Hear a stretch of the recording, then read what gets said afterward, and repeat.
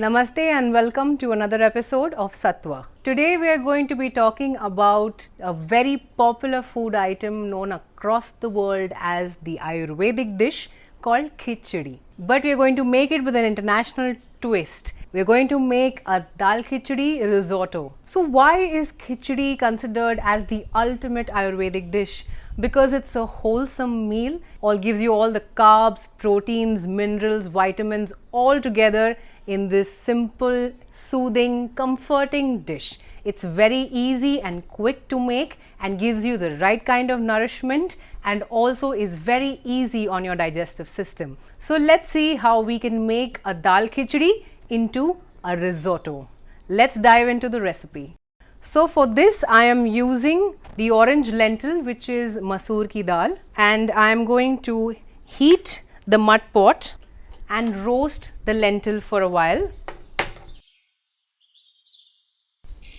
So you have about almost 1 cup of masoor dal. You can reduce or increase the amount of dal as per your liking. So here we are roasting the masoor dal. Now while the dal is roasting, I'm going to tell you a little bit about the rest of the ingredients in the dish. One of the main ingredients apart from the dal is rice.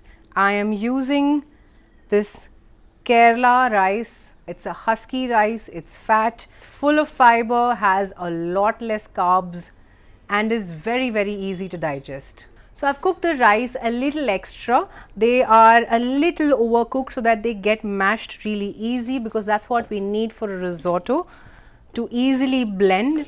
Here our lentil is roasting. So here I'm going to add in a little bit of water to the roasting lentil.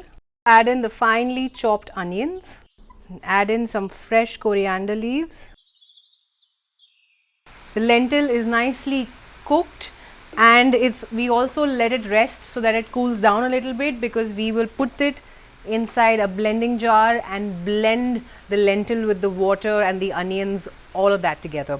Now while you are blending the lentil into a blender, be very careful of not adding it when it's hot. Otherwise, when you open the lid, it might just have a lot of heat vacuum inside. So be very careful of cooling it down before you blend it. And there we have a creamy consistency of the lentil boiled in water with onions and a little bit of coriander. The only difference between a risotto and a khichdi is made with whole lentils. You can see the whole lentils, the grains of the lentil in a khichdi. But in a risotto, what we need is a creamy consistency, a sauce-like consistency. So that's what we have here. And now I'm going to pour this back into the pan. And now let's add in the cooked rice. And now we're going to cook the rice into the lentil sauce. Although the rice is cooked, all we want to do is reduce the quantity of water, of the wateriness of the sauce, and make it a little more thick. So now while the sauce is cooking, you can see there's this frothy cream on top. This is exactly what we need to make a good risotto. So now we can see that all of the lentil sauce is nicely cooked and reduced, and we have a thick risotto like consistency. So at this point in time, I'm going to shut the gas off. I'm going to add in a few curry leaves, and at this point I'm going to add the Himalayan pink salt.